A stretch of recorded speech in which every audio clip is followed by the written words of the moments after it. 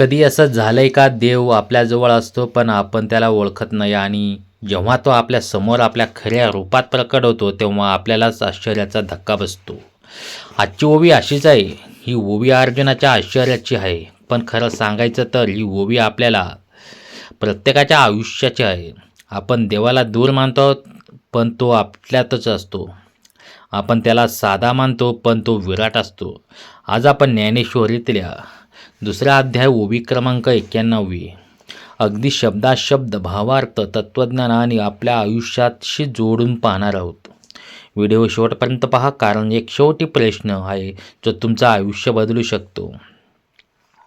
Video सुरू करण्याआधी एक छोटीशी पण मनापासून विनंती, जर तुम्हाला असे सखोल ज्ञानेश्वरी विश्लेषण आवडत असतील, सुपर थँक्स चॅनल मेंबरशिप किंवा सपोर्ट करून या संत विचारांच्या सेवेत सहभागी व्हा. तुमच्या एका छोट्याशा योगदानामुळे अशाच खोल अभ्यासपूर्ण आणि दीर्घ स्क्रिप्ट सातत्याने येऊ शकतात. मग अर्जुना ते म्हणितले आम्ही आजी हे नवल देखिले जे तुवा येत आदरिले माझारीचे. ही ओवी युद्धभूमीवरची आहे, पण तिचा अर्थ युद्धापुरता मर्यादित नाही. अर्जुन ज्याने श्रीकृष्णांना सखा मानलं, मित्र मानलं, सारथी मानलं, तोच अर्जुन आता म्हणतोय आज आम्ही एक नवल पाहिलं. अर्जुन काय पाहतोय? तो पाहतोय देवाचं खरं स्वरूप, देवाचे असीम करुणा आणि देवाचं अमर्याद आदर. मग अर्जुना ते म्हणितले इथे मग हा शब्द फार महत्त्वाचा आहे, कारण मग अर्जुनाच्या अंतर्गत परिवर्तनाचं चिन्ह आहे. आधी तो गोंधळलेला होता, आधी तो शोकात होता, आधी तो मोहात अडकलेला होता आणि मग ज्ञान ऐकून कृपेचा अनुभव घेऊन तो बोलायला लागतो. जेव्हा शिष्य बोलतो तेव्हा समजतं ज्ञान आत उतरायला लागलंय. नवल म्हणजे काय? नवल म्हणजे जे अपेक्षित नव्हतं, जे कल्पनापलीकडचं आहे, जे बुद्धीच्या बाहेरचं आहे. अर्जुन म्हणतो आज मला काहीतरी अनपेक्षित दिसलं. तो पाहतोय. तो काय पाहतोय? तो पाहतोय देवाचा असा पैलू ज्याने कधी पाहिला नव्हता. जे तुवा येतं आदरिले हा ओळीचा गाभा आहे. तुवा म्हणजे श्रीकृष्ण, येत म्हणजे या युद्धभूमीवर आदरिले म्हणजे ज्याचा तू सन्मान केलास. देव कोणाचा आदर करतो? अर्जुनाला हेच नवल वाटतंय. देव सर्वश्रेष्ठ आहे, तो कोणाचा आदर का करेल? हा शब्द अर्जुनाला हादरवतो. माझारीची म्हणजेच माझाच. अर्जुन म्हणतो ज्याचा तू आदर केलास तो मीच आहे.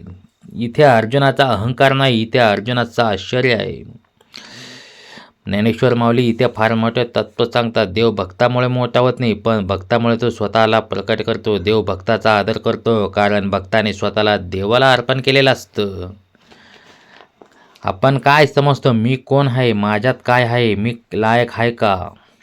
पण देव काय पाहतोय? तो पाहतो तुझा भाव, तुझी निष्ठा, तुझी प्रामाणिकता.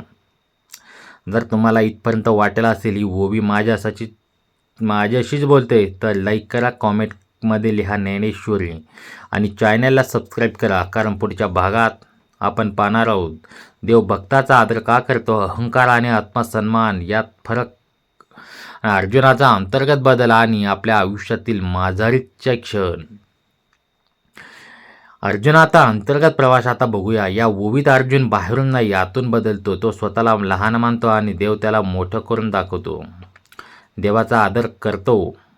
देवाचा आदर कोण करतो? देव कोणाचा आदर करतो? जो स्वतःचा अहंकार सोडतो, जो कर्तेपणा विसरतो, जो शरणागती स्वीकारतो. अर्जुनाने ते केले होते. ज्ञानेश्वर माऊली सांगतात जेव्हा जीव स्वतःला रिकामा करतो तेव्हाच देव त्यात भरतो.